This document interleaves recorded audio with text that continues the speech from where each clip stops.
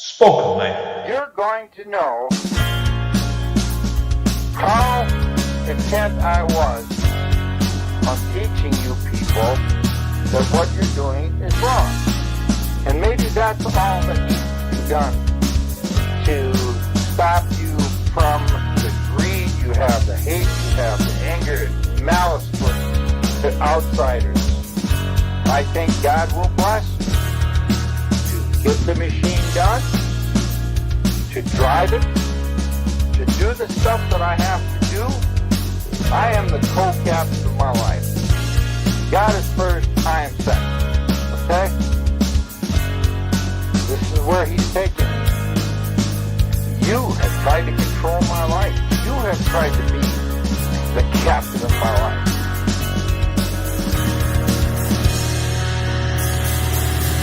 Push me to the edge while I waste my breath. You take till there's nothing left. That's not enough for you. You'll dehydrate me too. You'll leave me with one thing to do. My hit list, I checked it. I'm mounting that offensive. I'll finish what you started. I am the soon departed. What is this beast you're making? This new form that you're taking? I'm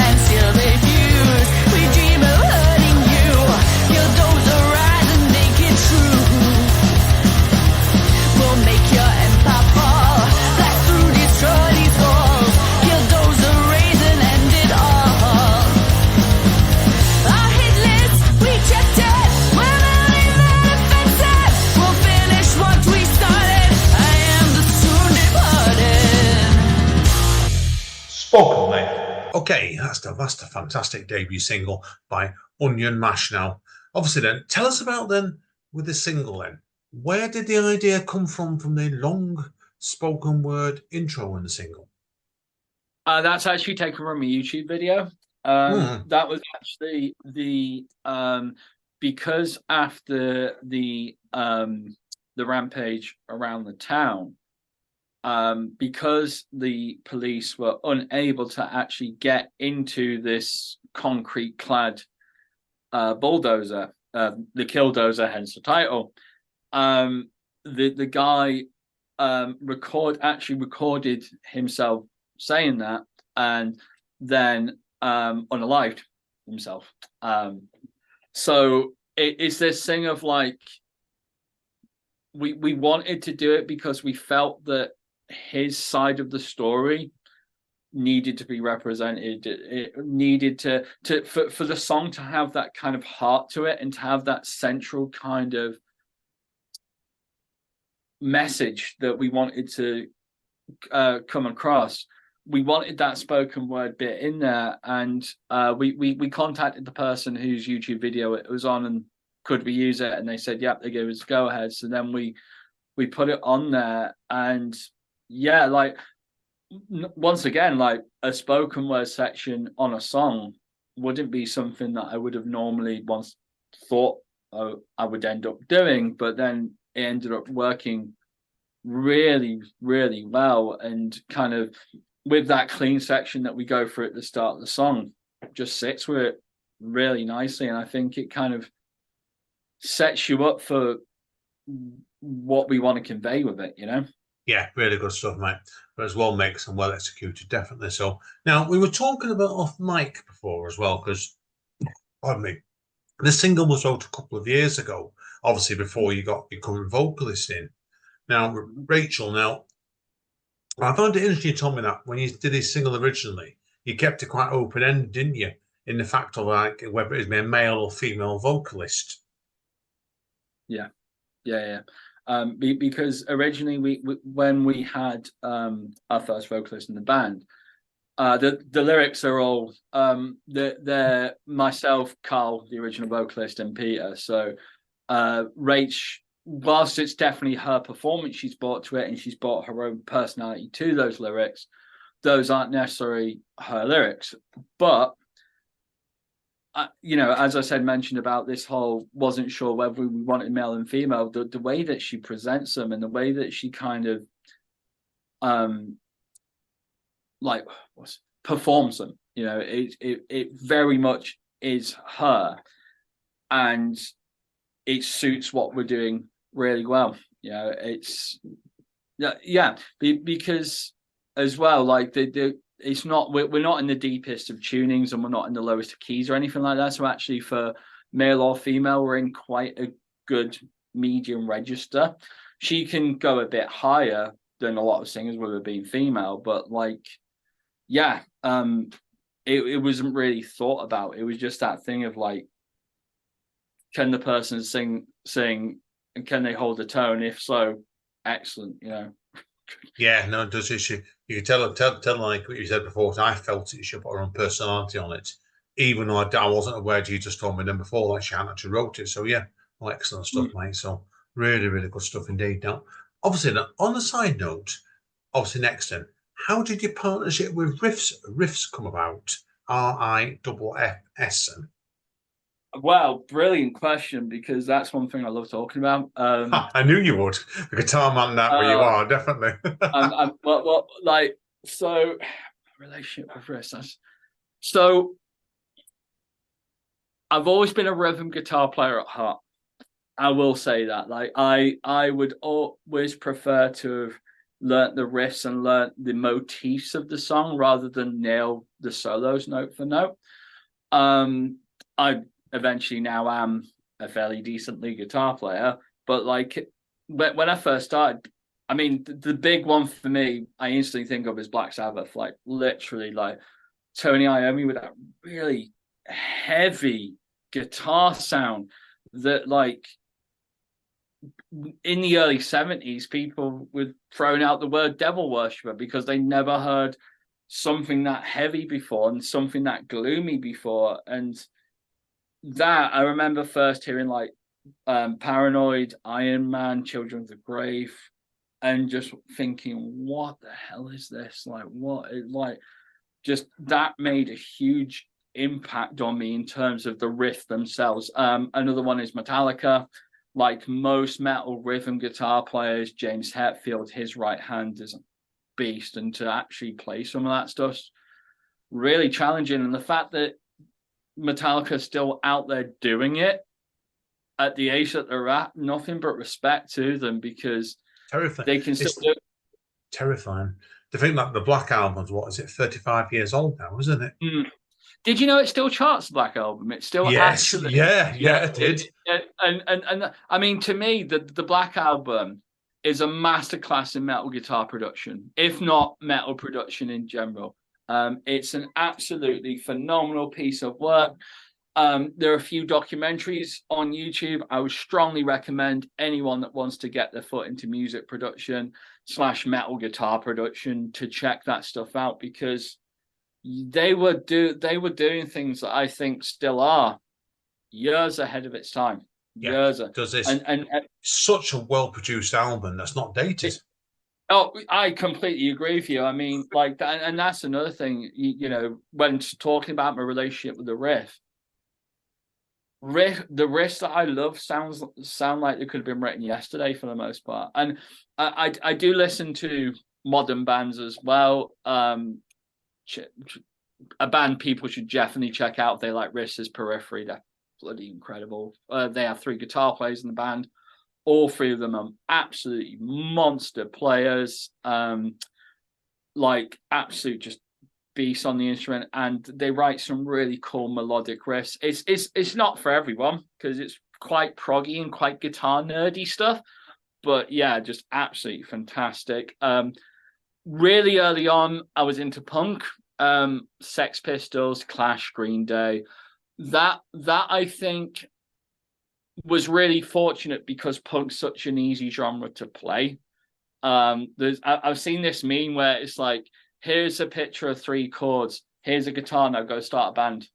And it's literally like, yeah, like for me, it was like when it came to Green Day, it was like Dookie and American Idiot were hugely influential albums on me to begin with. A guitarist that I've always loved but never could emulate is John Frusciante from the Red Hot Chili Peppers. He's absolutely amazing. I mean, like he was the one that I always found the hardest to kind of get nearer to. I still actually probably, of all the bands that are into, I probably found the Red Hot Chili Peppers stuff the most challenging, just because it wasn't necessarily rock guitar so much as it was like funk guitar, and like his approach was just so unique, and that balance of the funk, the rock, and the metal kind of blending into one to give what is really unique thing. And like, I mean, some riffs I remember learning, you know, Enter Sandman, of course, Master of Puppets, Children of the Grave by Sabbath, Crazy Train by Ozzy, Judas Priest, Breaking the Law, that kind of thing. Like, just, and I remember always being really attracted to not just people being able to play with a huge amount of technicality and dexterity, even though that definitely, as the years have gone by, sort of I attracted myself more and more to more technical music. I mean, I've chilled out a lot now. I'm now happy listening to pretty much anything, to be honest. But like, it was really this idea that like, that not just like, another band I've just thought of is AC/DC. I mean, Back in Black, I remember wanting to learn that, and that's one of the simplest things I think you can play on the instrument. And like, it was always the motifs, the riffs that attracted my ear. It was always like this moment of, oh, that sounds really cool. And it always sounded to me like that was the electric guitar's voice, that these great riffs, that these really like legendary players made the electric guitar sing, made it actually what it should be. And don't get me wrong, now, now a lot older, there's definitely other musicians outside of rock and metal that I love and respect. Now Rogers, fantastic funk guitar player, session player, absolutely amazing.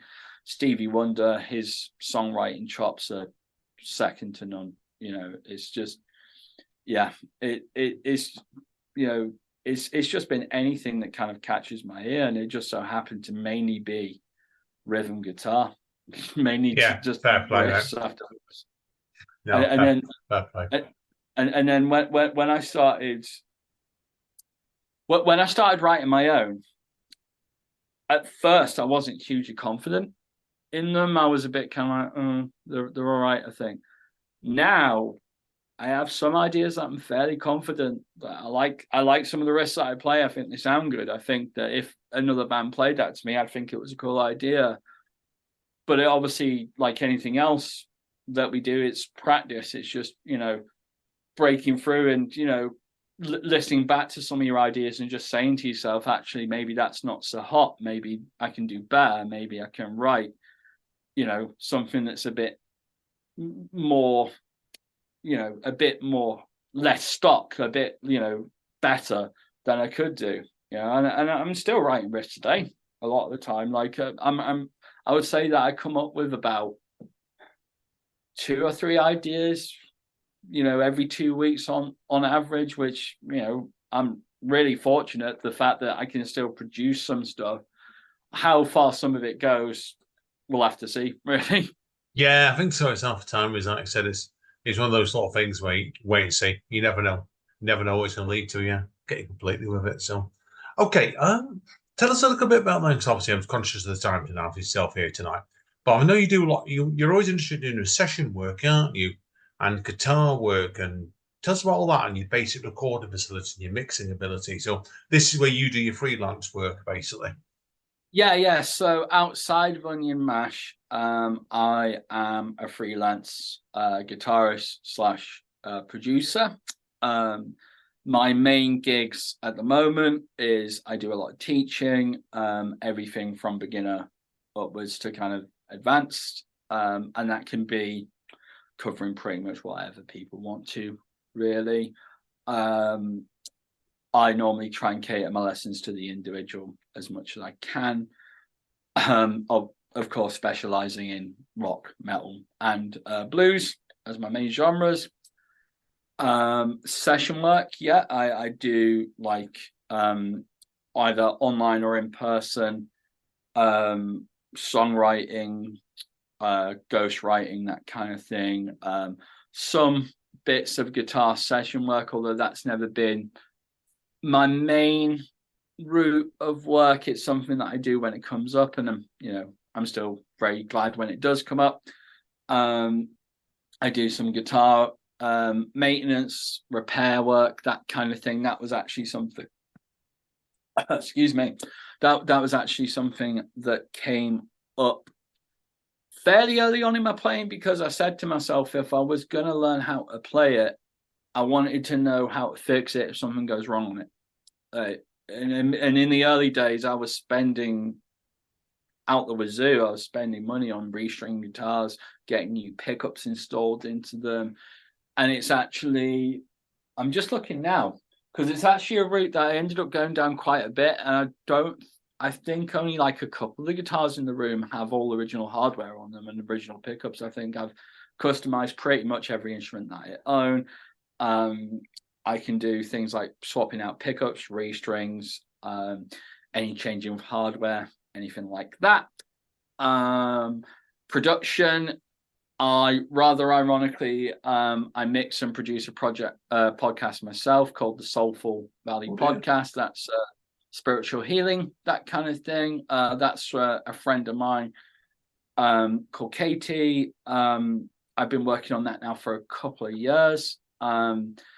That's actually really something I really enjoy doing, because I can separate myself from the project and just purely mix it. Like I'm not thinking about the creative side of it rather than just the mixing side of it, which is still creative, and she gives me a lot of freedom with the mixing. We're now at a point where she completely trusts in what I'm doing.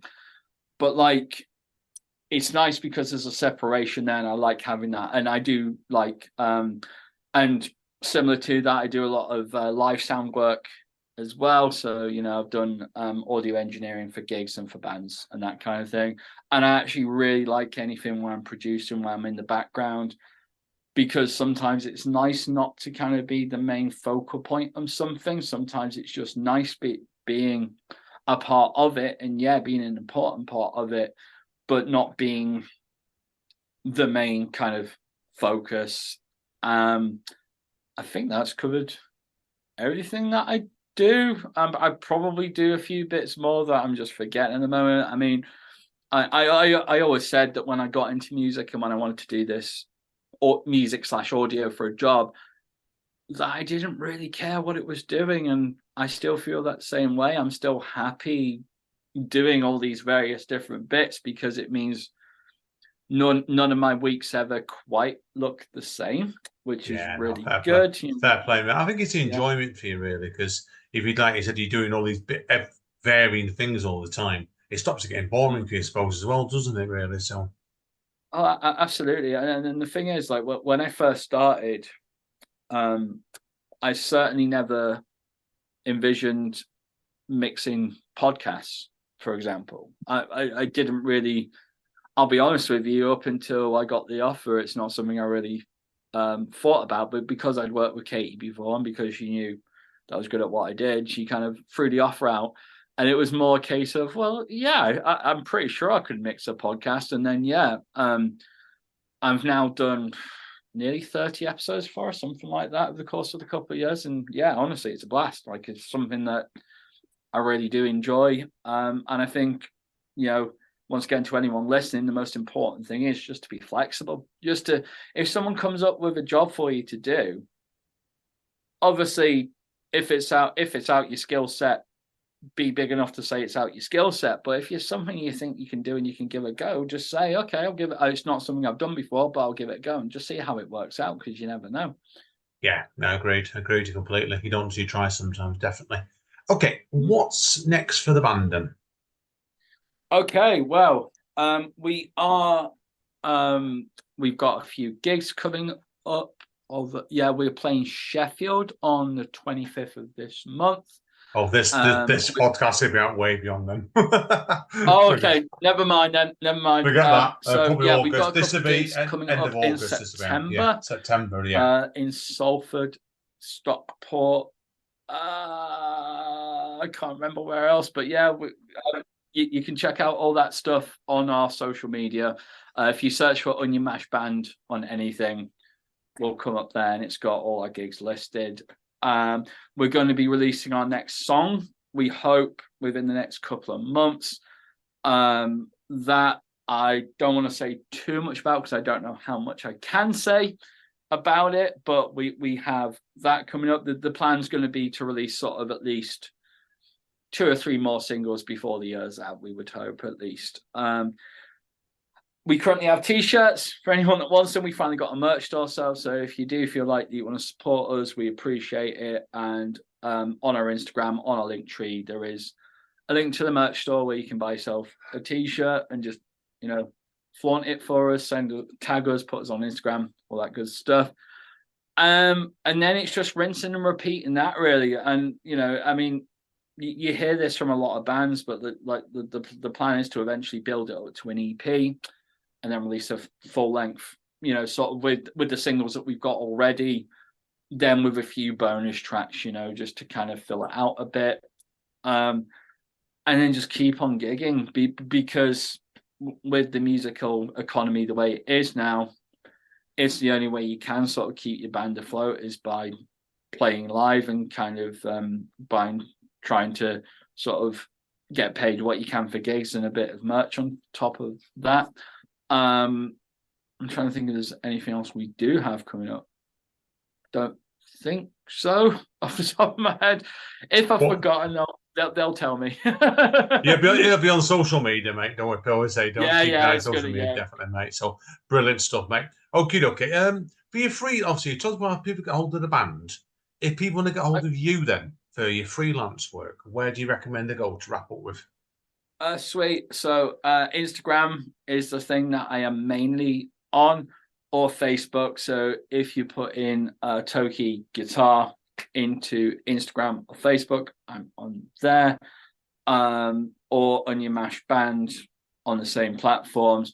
The best thing to do is just to drop us a message and go from there. I check my Instagram pretty much daily, so you'll normally get a reply. Also on my Facebook page, it's got my WhatsApp number, so feel free to drop me a message on there and just let me know what you need, and then we'll go from there and make something cool from it, I'm sure.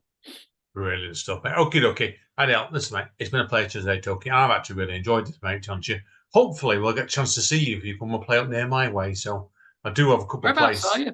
I'm Denton, towards Tameside way. Oh, okay. Yeah. All right. Well, yeah. So if you get this far, I'll bring the wife down. We'll come and support you, mate. No problem with that one. So because she does love guitar bands. She's more into country music, but she does love good guitar bands as well. So I'll bring my banjo. don't listen. If I tell her that, she'll have you on that, mate. If you're not careful, I know what she's like.